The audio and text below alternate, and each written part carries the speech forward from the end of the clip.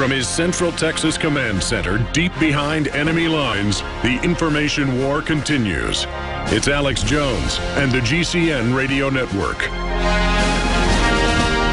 Welcome back to the Alex Jones Show. I'm David Knight filling in for Alex, and I'm here in studio with Anthony Gucciardi. We've been talking about the big public events that have been happening this last week. We had CPAC that's just finished, a lot of political news coming out of that, as well as what's going on here in Austin. South by Southwest. And the way they're using that, we've just been talking about how they use that to control the public, to essentially manufacture consent. And of course, an important part, Anthony, of manufacturing consent is to make sure that what they're telling us is really working. And so they have to surveil everything that we do. Now, one of the people that was at South by Southwest, we've been talking a lot about the gun control groups that were meeting there that really didn't have anybody show up to their presentation. Even though there's 3 gun control groups, they couldn't fill up 3 rows of people, even with the press there. But we did have Julian Assange speaking via Skype there, and he had an interesting comment about privacy.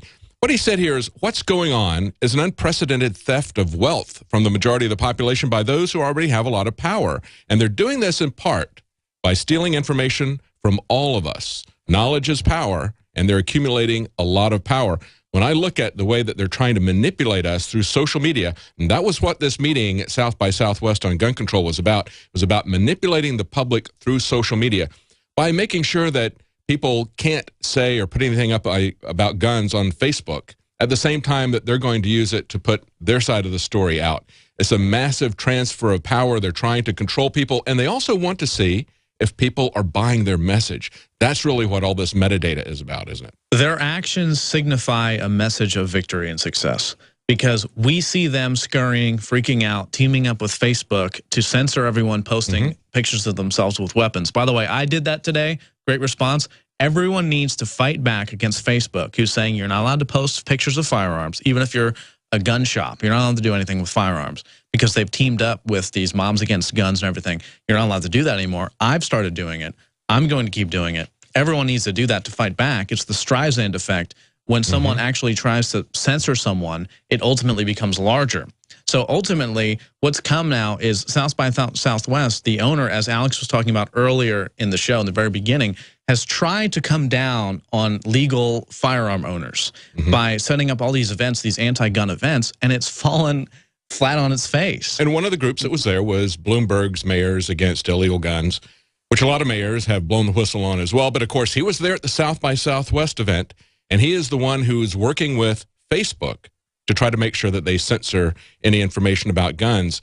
Yeah, it's just not going to work. It's going to go the same direction that Piers Morgan went. That's when exactly they tried to shove things down everybody's throat. What happened to them? If Facebook tries to do this, you're going to see Facebook plummet as a platform. Exactly right. And they're not going to be able to contain all the people posting pictures of guns, legal firearms, and all the reality and statistics. In fact, instead of just posting ourselves with guns, which we should do, and I've already begun doing, we should start posting the statistics over and over and over and over again so people see the statistics, because that's what they're ultimately afraid of. They don't want to talk about logic or reason or statistics, as I talked about earlier. They want to censor everyone and make everyone afraid of assault weapons because they're scary looking. But it reminds me now, they're losing, and they know they're losing.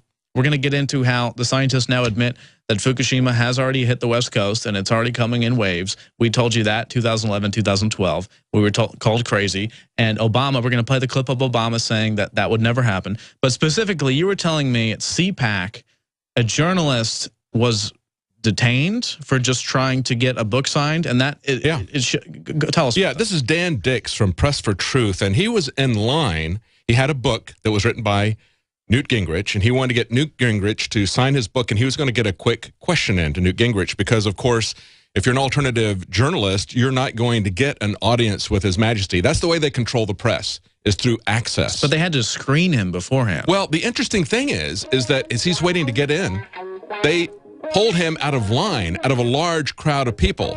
And I've got a big question about that I want to talk about when we come back. Why did they pull him out of this big crowd of people? Now, he's been talking about things, they would know who he is, but he is not that famous that they would recognize him. So what's going on with that? We're going to talk about that right after we come back. Stay tuned.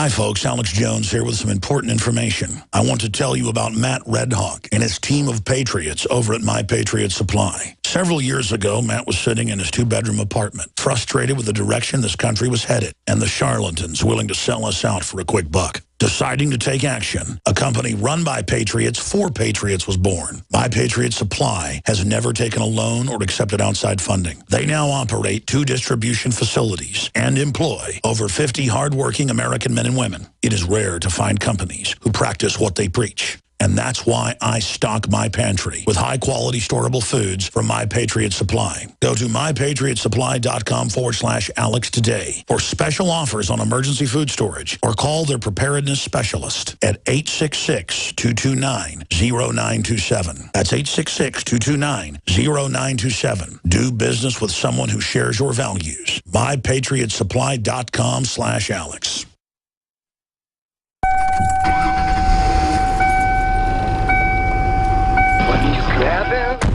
With your friends.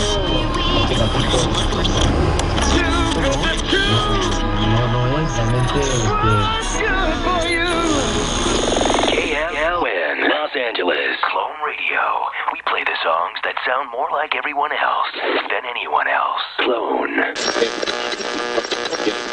Hitler took the guns. Stalin took the guns. Mao took the guns. Fidel Castro took the guns. Hugo Chavez took the guns. 1776 will commence again if you try to take our firearms. The Republic will rise again when you attempt to take our guns. I have sworn upon the altar of God eternal hostility against every form of tyranny over the mind of man. The answer to 1984 is 1776. You're listening to The Alex Jones Show. Welcome back to The Alex Jones Show. I'm David Knight here in studio, live with Anthony Gucciardi. And we were just talking before the break, Anthony, about what happened at CPAC, this journalist that got pulled out. But I want to read this from the Gridiron dinner last night. This is a quote from John Kerry. Now, of course, these are politicians kind of making fun of themselves, okay, and putting things out that... not necessarily making fun of each other, but making fun of themselves. Listen to this comment, though, from John Kerry. He says, it's so nice to put faces to the metadata. Now, people laughed. I'm sorry, but if I was there, I couldn't laugh about that. We'll know that we're getting somewhere when people are no longer able to laugh about that kind of surveillance. They simply get angry. Maybe they groan, or maybe they hiss, or whatever. But they should not be laughing about that. And here's the example that we were talking about just before the break. At CPAC, we had a journalist, Dan Dix, Press for Truth, a small alternative media. He's known, but he's not known like he would be recognized like somebody that's on Fox News, for example, by face. He is in a very long line of people to get in a book signing with Newt Gingrich so he can get face-to-face and ask him a question because, of course, Newt Gingrich isn't going to give him an interview, okay, because that's the way they use access to control the media. They control the mainstream media through access. So he's in the line. He's quite a bit further back, and they have all of a sudden a bunch of security officers descend on him and say, we think you're a threat. We want to see what you're carrying. Make him empty all of his pockets. They see that he has no threat, and then they escort him out of CPAC and will not say anything to him, just take him out of there. Now, my question when I look at this is, how did they recognize Dan in that sea of people? Did they look at everybody that had bought a CPAC ticket and go down and say, here's a journalist. Here's a journalist that's going to ask us questions that we might not be familiar with. Let's keep an eye on him. Do they have facial recognition? You know, what's this metadata that they're putting faces to, as John Kerry says? Well, I think there's no question they're screening people. Yeah. And it comes down to the fact that they've lost the information battle and they can no longer stand the assault of reality that's coming to them when journalists They go just up and want to ask them censor it. questions. They just want to Exactly. censor it. So Yeah. that's when you know we've really won. And it also at the same time, though, gets really scary because it means they're willing to do anything in case of defending their empire. So when they cannot even argue anymore, they don't even want to have interviews. They don't even want to talk to anyone. They don't even want to put up with it. They just have you arrested now immediately if you try to even go up to someone. Isn't it interesting that Newt Gingrich is supposedly one of the most articulate people in the Republican Party? He doesn't feel like he can take on an alternative journalist. He's got to have him thrown out of the event. And you know, It might not even be specifically him. It might be the event people going and saying, oh, an alternative journalist. Yes. Wow, we need to get rid of him. Yeah. You know, it might be the CPAC employees going around, because just like the TSA, you know, it's the TSA agents sometimes themselves that are on these immense power trips that are completely absurd and insane and molesting people. Still, somehow they had to know who he was. They had to be able to recognize his face or had to single him out in some way out of the crowd. That's what I find troubling. I want to take your calls on CPAC and some of these other issues, South by Southwest, that we're talking about. Let me give you the number for Sunday. It's 877-789-ALEX. That's 877-789-2539. If you want to call in and weigh in on what you think happened with CPAC this last week. Now, of course, they had a poll at the end, and Rand Paul won that pretty handily. And the number 2 was Ted Cruz, but it was a little bit closer on Drudge, wasn't it? Well, I'm more interested in the Drudge poll. That's what I was just going to say. Yeah. And if we have that on screen, when I checked it just shortly ago, Rand Paul is dominating. Ted Cruz was close behind, but overall, it seems like the whole pulse of the real conservative nation right now is Ted Cruz and Rand Paul. Yes, they were neck and neck at about 30% last I saw it. Everybody else was about 4, 5, 6%. Well, think about what that signifies, though. It's not Newt Gingrich. It's not Jeb Bush. You know, it's not Rick Perry. It's Rand Paul and Ted Cruz.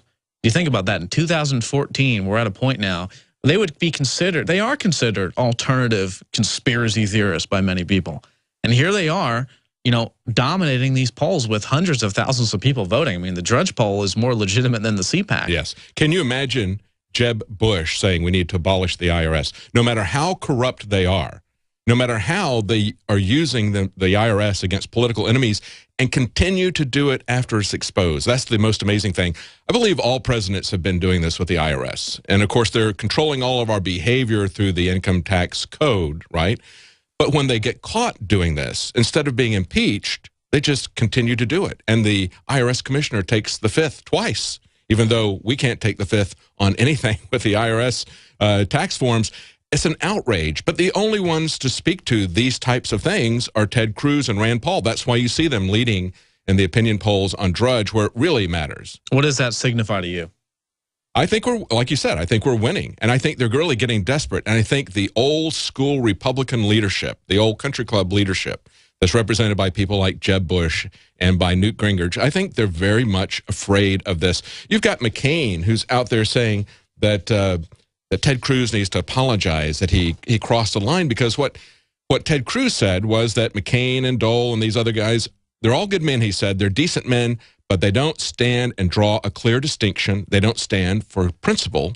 And so Democrats celebrate that. That's what he's saying. They don't stand for anything except the same things that the Democrats stand for, which is greater government control of your life. Well, you know, I've never been left or right, and this has always been the case. We all know about the left-right paradigm and everything, how it's, you know, many of the same sides.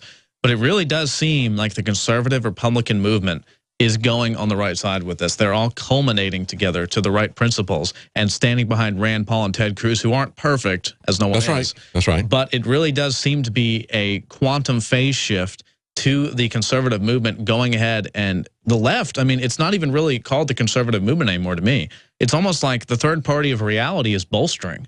And it seems like Drudge is just so on target with everything that it's, you know, all third party reality. And that many of the conservatives now realize that people like Jeb Bush and all of those other losers are not real conservatives. That's right. From the beginning, real conservatism has been what is now considered, you know, truth, alternative news, just all of the things that we stand for. And same with the left. The real left people would stand for this too. So it's almost like you see the Democratic Party degenerating at such a fast pace as you see the right kind of phase shifting, realizing that all the viewers, all the attention, all the everything is on this new reality third party. I think people are starting to understand that you have to have freedom in all these different areas. It makes a difference if you have privacy.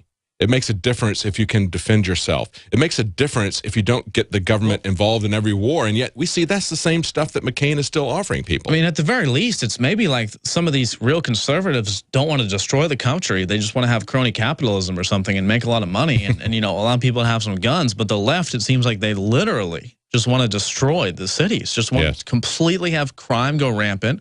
They just want to have mass abortions, and they just want to just completely destroy everything until it degrades to zero. And I am definitely not